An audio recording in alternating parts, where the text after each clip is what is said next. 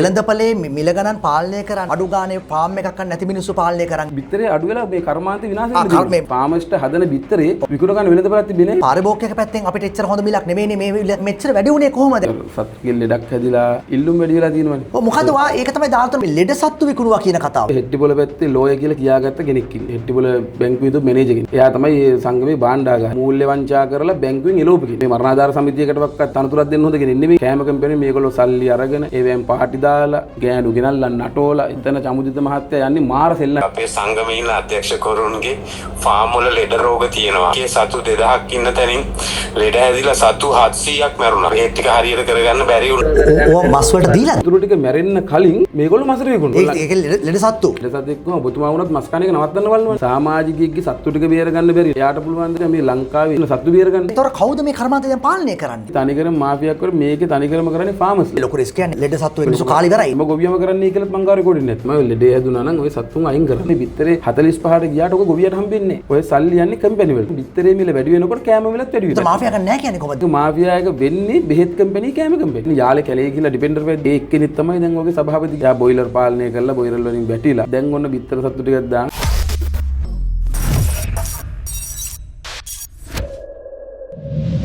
මෝස්තර දහසකටත් වඩා වැඩි මනස්කාන්ත ෆැබ්‍රික් මාලිකය Inex fabric shop Moratuwa at La Lily Signature Spa. Renew both your body and mind. Nova Aesthetic Center, Pathramulla and Negombo.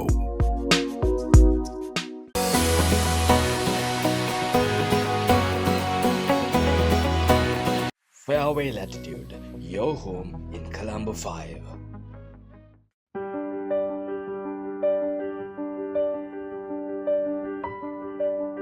හොඳමදේ අඩුම මිලට කසාගල ග්‍රීන් සුපර් දැන් දෙප ව්‍යාප්ත ශාකා ජාලයක් සමගින් කසාගල ග්‍රීන් සුපර් ජීවිතේට ඉතිරියක්.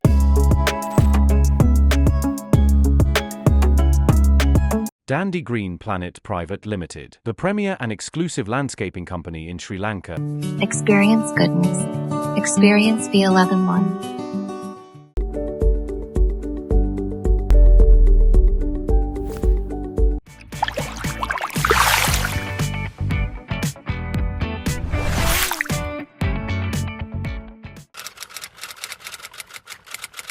බිත්තර කර්මාන්තය රකිමු කියන මේ ඇඩ්මින් ගෲප් එකක් තියෙනවා. මේ ගෲප් එකේ ඇඩ්මින් ඉන්නේ ඔයා.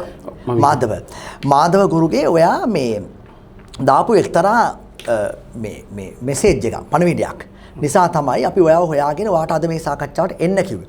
මොකද ඒකේ කතා කරන දේක් තිබුණේ. මුලින්ම ඔයා කවුද කියලා කියන්නකෝ. මම පානදුරේ ජීවත් වෙන්නේ. මම බිත්තර ව්‍යාපාරයක් කරන්නේ. ඊට අමතරව මේ බිත්තර කර්මාන්තය රකිමු කියන එක ඇයි එහෙම බිත්තර කර්මාන්තය රකිමු කියලා ඒ නමින් එහෙම ගෲප් එකක් හැදුවේ? ඒ නමින්ම හැදුවේ? ඒ කියන්නේ චමුදිත මහත්තයා මම මේ ව්‍යාපාරයට එනකොට බිත්තර කර්මාන්තයට එනකොට බිත්තර මිල සම්බන්ධව සහ බිත්තර කර්මාන්ත ලොකු අර්බුද ගණනක් තිබුණා. මම ওই අර්බුද හොයාගෙන යනකොට මට තේරුණා දැන් මේ බිත්තර හදන පිරිසක් ඉන්නවා. හැබැයි ඒගොල්ලන්ට විකුණ ගන්න වෙළඳපොලක් නැහැ. වෙළඳපොලේ ඉන්නව බිත්තර ගන්න බලාගෙන වෙළඳ මහතුන් ඒගොල්ලන්ට බිත්තර ගන්න තියෙන තැන් දන්නේ. මම කරේ මෙතෙක් කාලෙට ලංකාවේ කිසිම තැනක තිබ්බේ නැහැ. තිබ්බේ ඉන්ටර්නෙට් එකට ගිහිල්ලා බිත්තරේ මිල දැනගන්න විතරයි. නමුත් ගන්න තැනක් කොහෙන්ද කිසිම දෙයක් තිබ්බේ නැහැ. මම කරේ ලංකාවේ ඉන්න බිත්තර ව්‍යාපාර කරන කට්ටිය, බිත්තර කරන ෆාමර්ස්ලා ඔක්කොම එක තැනකට ගත්තා. ඒක හරහා ව්‍යාපාර කරන කෙනාට පුළුවන්කම වුණා, ෆාමර්ස්ට පුළුවන් වුණා තමන්ගේ බිත්තර ටික මේකට දානවා. මගේ බිත්තර මෙච්චර සංඛ්‍යාවක් තියෙනවා. ඒතර ගන්න බලන් ඉන්න ලොරරද මහත්තයෙක් එයාට කතා කරලා බිත්තර ටික මිලදී ගන්නවා. සමුද්‍ර මහත්තයාට කියන්නේ අපි මේක හදනකොට බිත්තරේ මිල තිබ්බේ රුපියල් 23යි.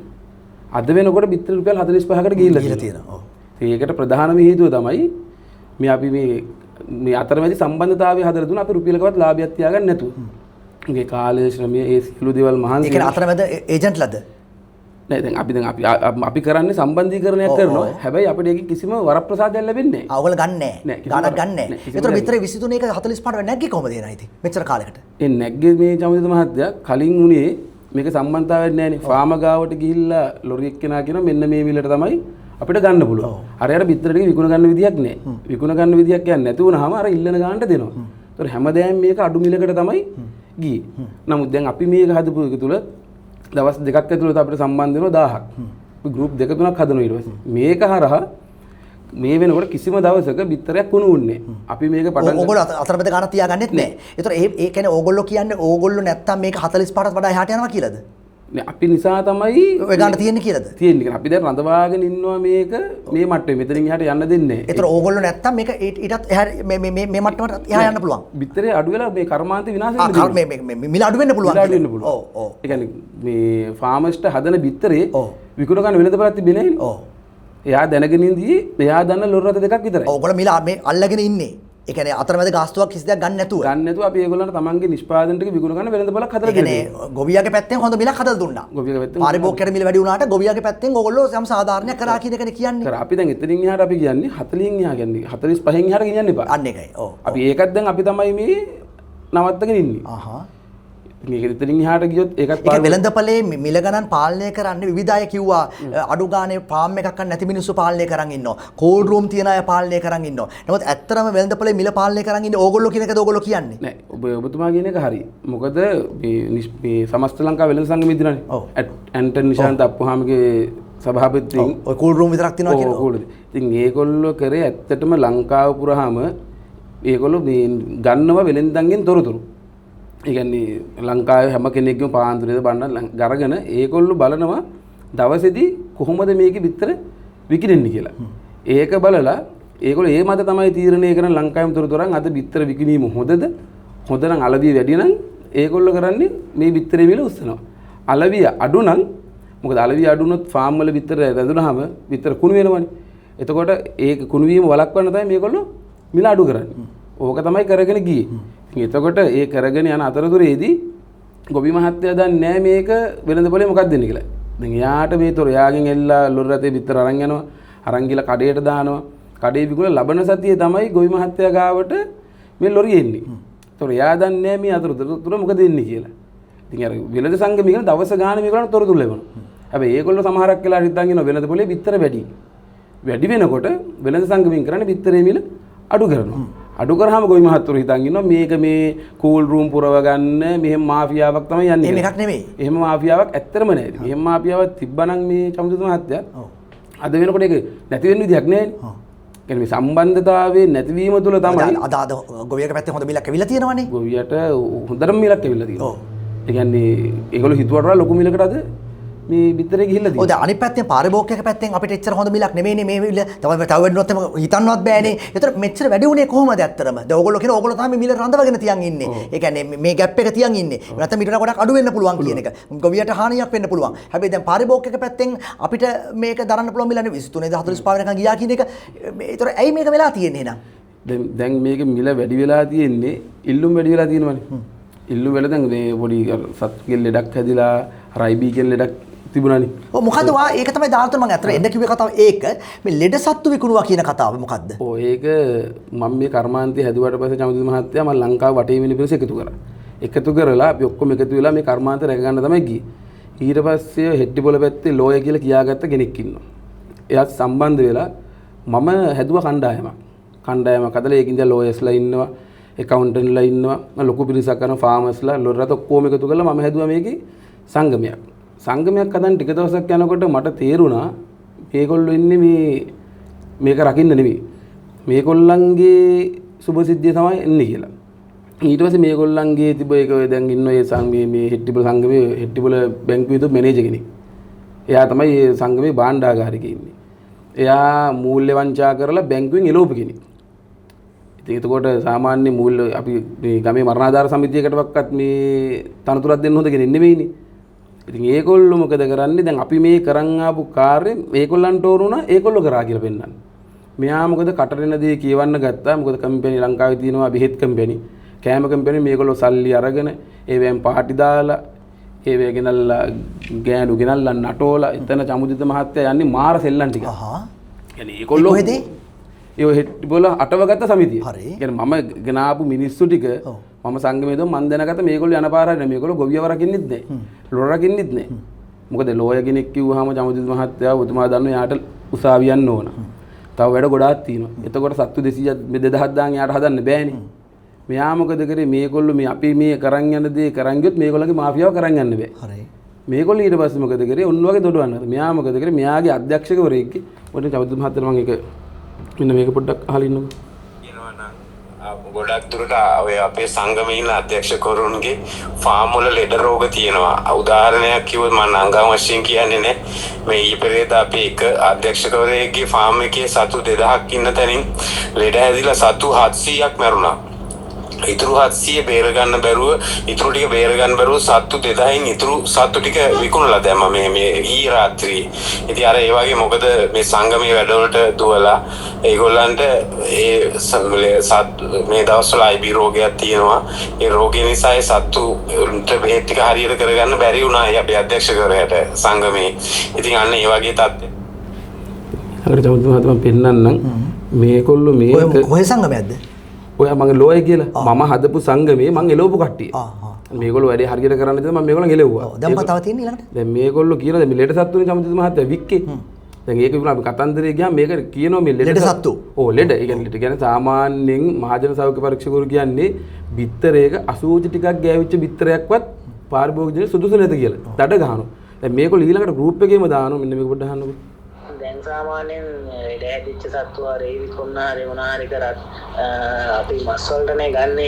ඒකෝට මේ මස් වලට ගන්න සත්තු අපි කොහොමද 100% විතර රත් කරලානේ මේ කන්නේ. එතකොට මොන විදිහේ තිබුණත් විනාශ වෙනවනේ. ඉතින් ඕක තේරුම් ගන්න බැරි මිනිස්සු දෙන්නේ. ඉතින් මේ කියන්නේ මන්ද මේ මස් වලට දුන්නට අනිවාර්යෙන්ම අපි උයලනේ කන්නේ අමුයෙන් කන්නේ නෑනේ. 100% විතර රත් කරාම ඕන විදිහේ බීජයක් විනාශ වෙනවා. ඉතින් ඕකට ඕ මස් වලට දීලාද? දීලානේ. දැන් විකුණුපේක දැන් එයාගේ ඉන්න අධ්‍යක්ෂකවරයෙක් මේ සත්තු 2000 මේ සත්තු 2000ක් ඉන්නවා. ලෙඩ හැදෙනවා. ලෙඩ හැදුනහම 700ක් මැරෙනවා. මැරුණාම ඉතුරු ටික මැරෙන්න කලින් මේගොල්ලෝ මසර විකුණනවා.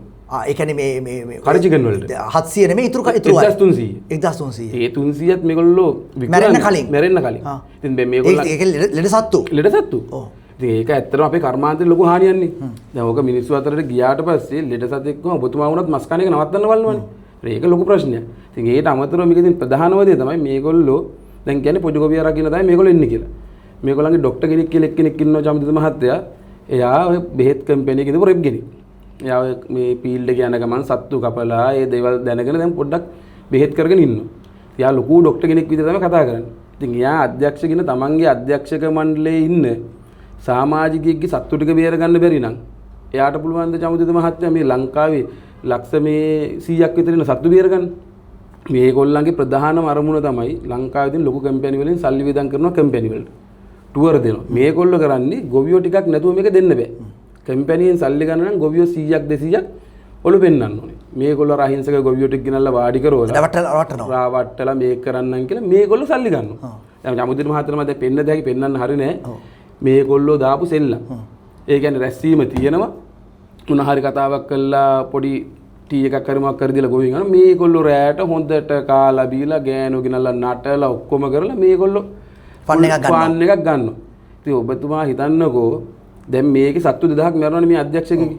ඒ සත්තු 2000 මැරෙන්නේ මේ රැස්වීම වලට ඒ වලට ගිහිල්ලා මෙයාට මේ කර්මාන්ත කරගන්න බැරි හින්දා.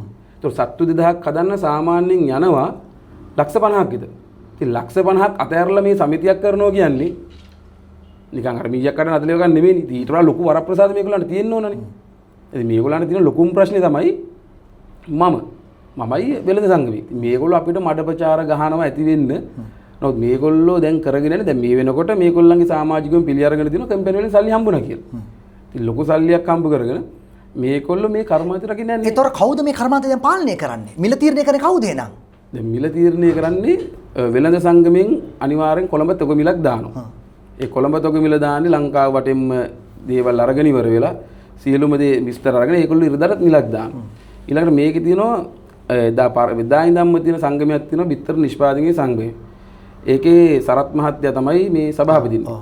එතුමා මිල තීරණය කරන්නේ ගොවියන්ගේ පැත්තේ ඉඳන්. ගොවියන්ගේ මිල බලලා යා බිත්තර මේ ෆාම් එකේ තියෙන මට්ටම් බලලා යා මිලක් තීරණය. ඒ මිලට උඩින් කොළඹ තොග මිල තීරණය කරනවා.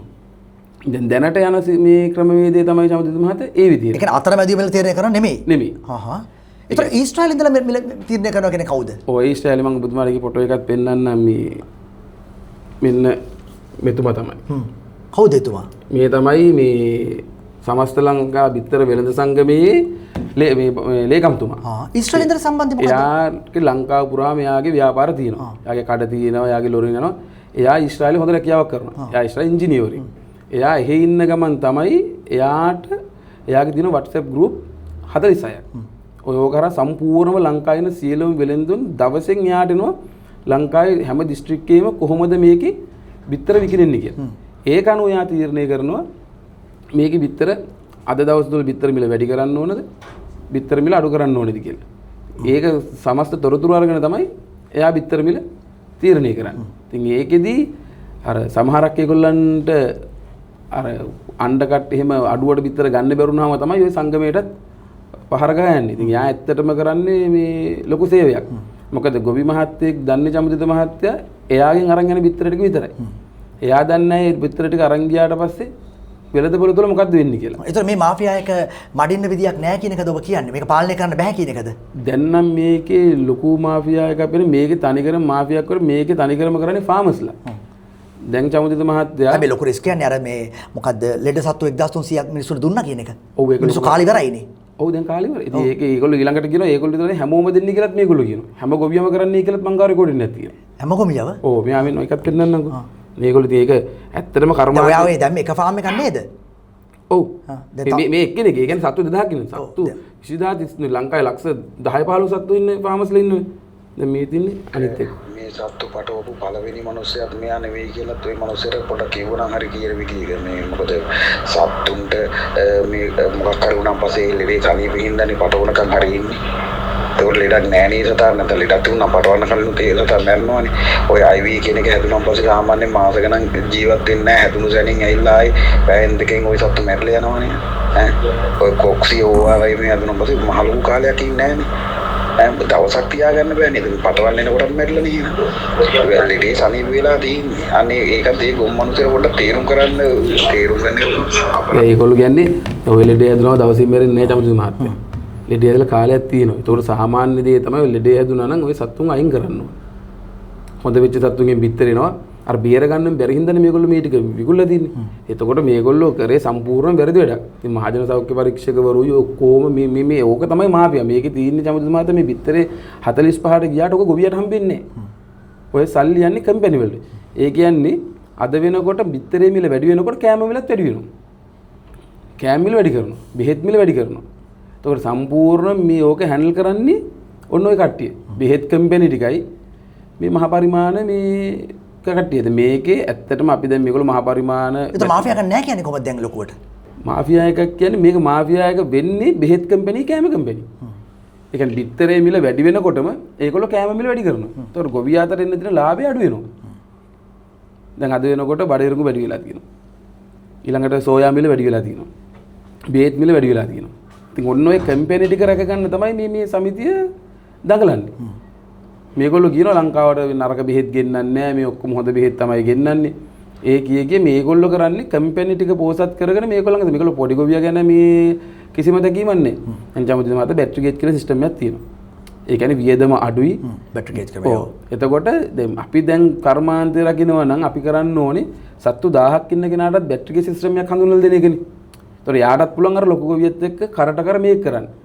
මේගොල්ලෝ ඒකට යන්නේ. මේගොල්ලෝ මුලින්ම බැටරි ගේජ් නවත්තමු කියලා පෝස්ටර් ගහලා බැටරි ගේජ් දැන් ලංකාවේ තහනක් නැහැ නේ. තහනක් නැහැ. හැබැයි කමානුෂිකයි කියන එක තමයි චෝදනාව නේ. ඔව් මේගොල්ලෝ මේ ඒකෙත් මම පෙන්නන මේ තින්නේ මේගොල්ලෝ මේ සත්ත්ව හිංසනය මෙහෙමයි කියලා ලොකුවට මේගොල්ලෝ පෝස්ටර් පවා ගෙහුවා.